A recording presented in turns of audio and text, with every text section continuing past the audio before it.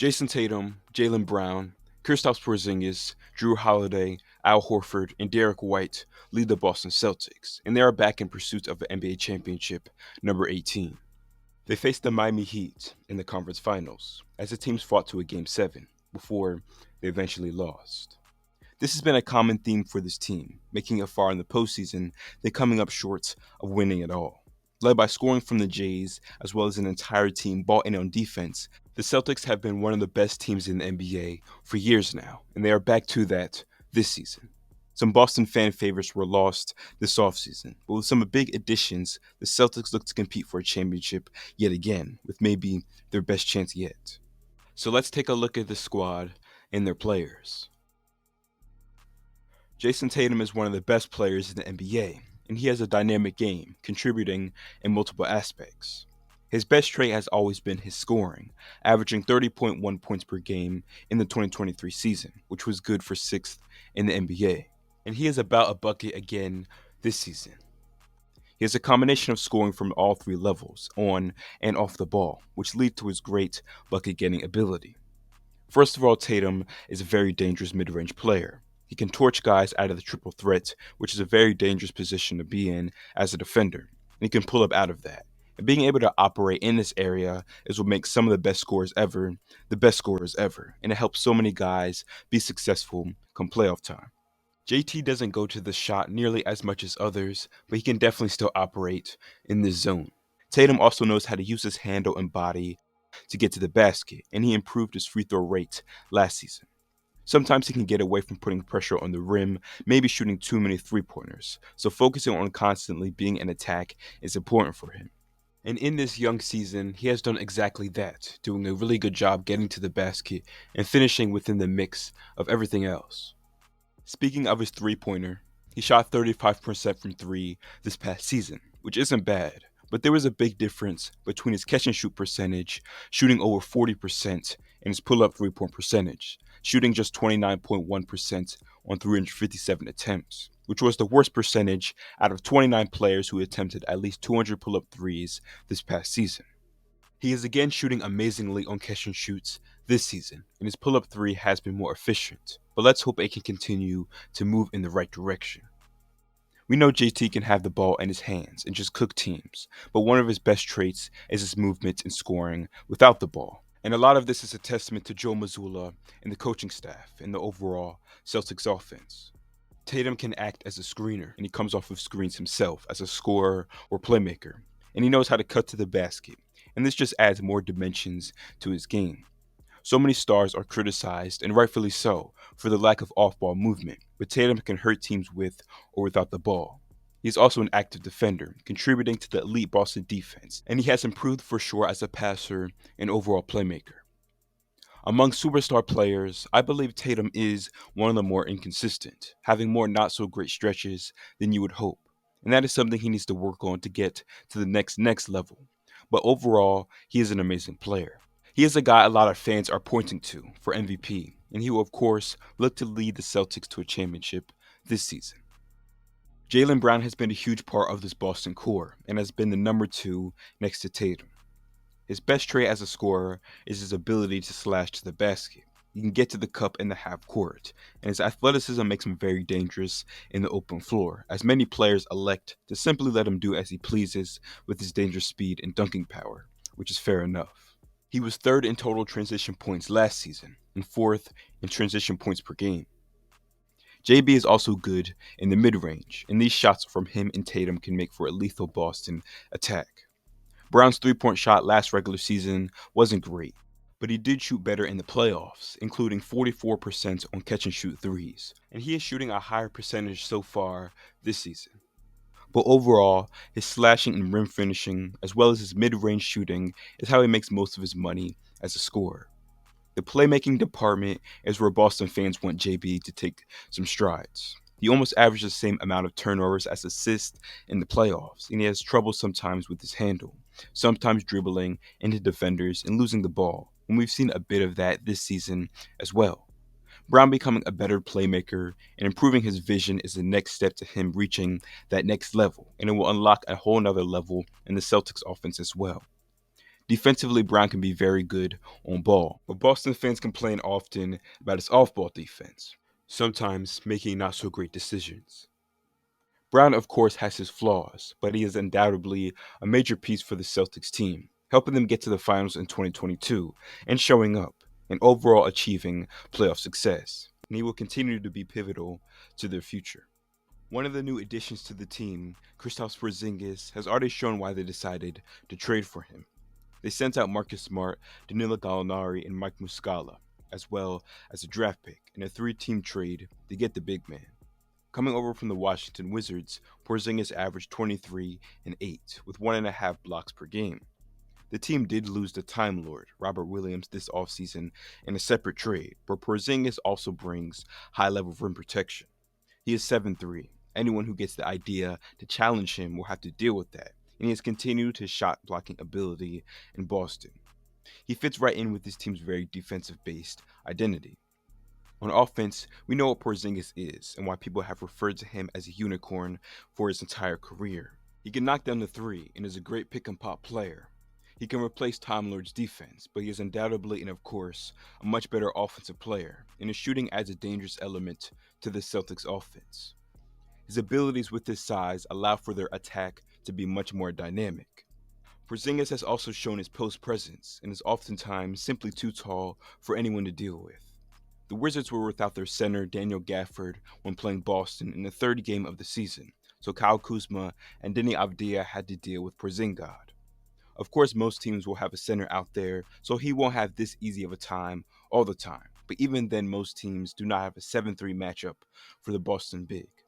I also think KP has done a great job at getting to the line this season. But on the opposite side of the ball, he has gotten into foul trouble a few times, so he would need to watch out for that. At first, I was wondering how Porzingis would fit into the Celtics team and how much of a needle mover he was for them. But after just a handful of games, his value on both sides of the ball is obvious, and the key for him is staying healthy and available for his new squad. But overall, Porzingis has been a great pickup for the Green, and I'm excited to see him in the playoffs, where he will help them in their pursuit of the Larry O'Brien. Drew Holiday is the second of the two biggest additions from this offseason.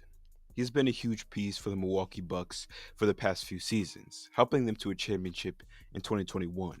We know who he is as a defender, a guy who can apply pressure on the ball, navigate screens really well, guard guys bigger and smaller than he is, have no problem with getting on the floor and hustling, and lead the charge for his teams on this side of the ball, as teams have a pest problem every time they must deal with a Drew Holiday led defense. The team lost former Defensive Player of the Year, Marcus Smart, but I don't think anyone in the Celtics organization is disappointed with the Holiday replacement. On offense, I really like him for this team. He mainly utilizes his body to score the ball, using his strength to get guys off balance and finish down low. Holiday also knows how to run an offense and play the role of a traditional point guard with his ability to pass the ball. He averages 6.5 assists for his career. Over the past few seasons, Holiday's efficiency has plummeted in the playoffs, going from about 49-40-80 splits in the regular season to not even close to that in the postseason. We've talked about how Holiday can score, but I really like him in the Celtics offense where he can act as a fourth option rather than being a third and sometimes even asked to step up as a second option for the Bucks. He doesn't have the same pressure to be a lead scorer.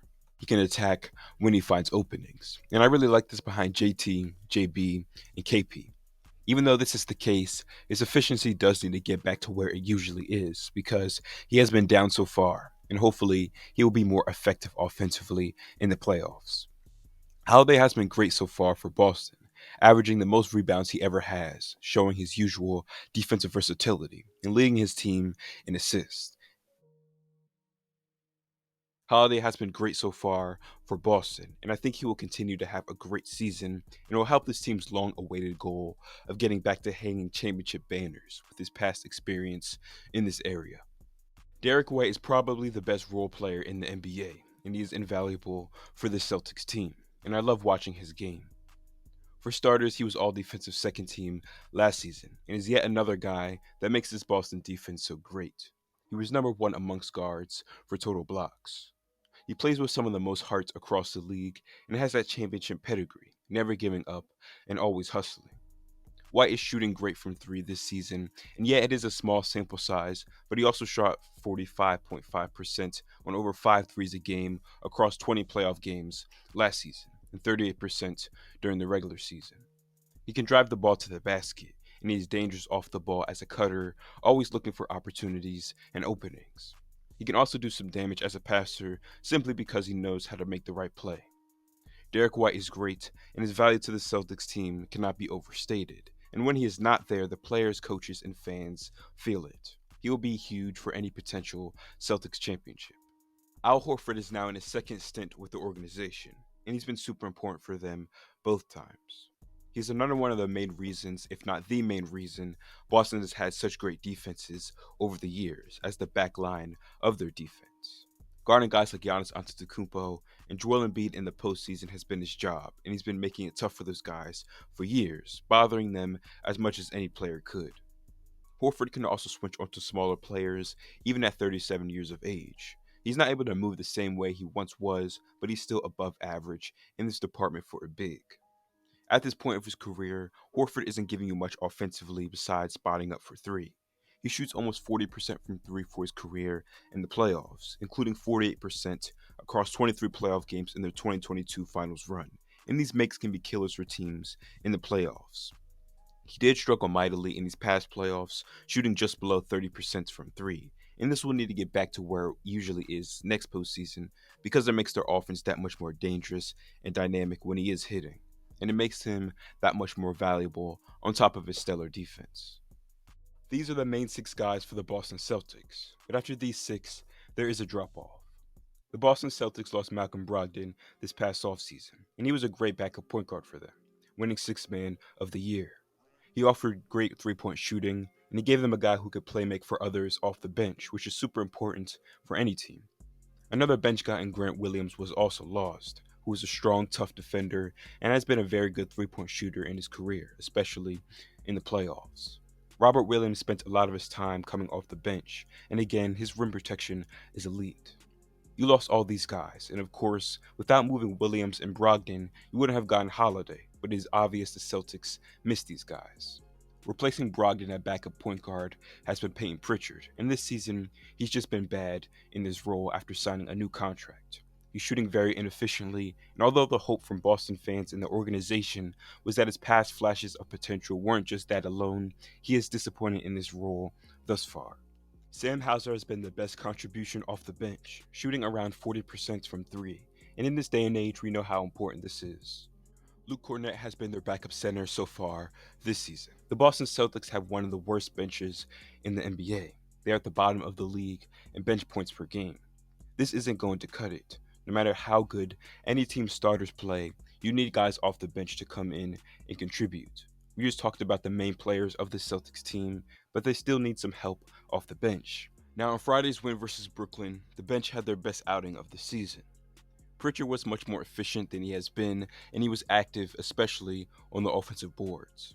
Hauser again was great from three, shooting 5 for 10, and Cornett was much more impactful than usual with 9 rebounds.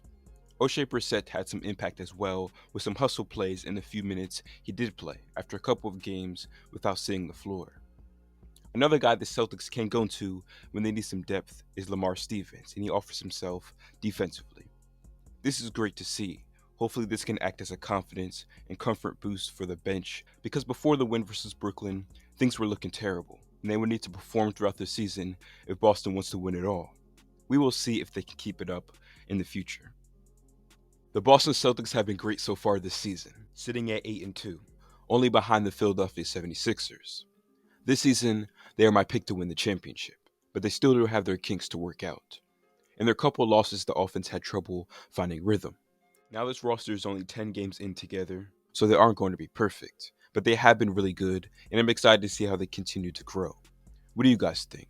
How many games do you think the Boston Celtics can win? Are they your pick to win it all in June? And how many Boston players will represent the team in the All-Star game? Thank you guys for watching. This has been Rashad with Hoops Times 2. Hit the subscribe button if you want to see more content like this. Hit the like button if you enjoyed this video. I'll see you guys next time. Peace out.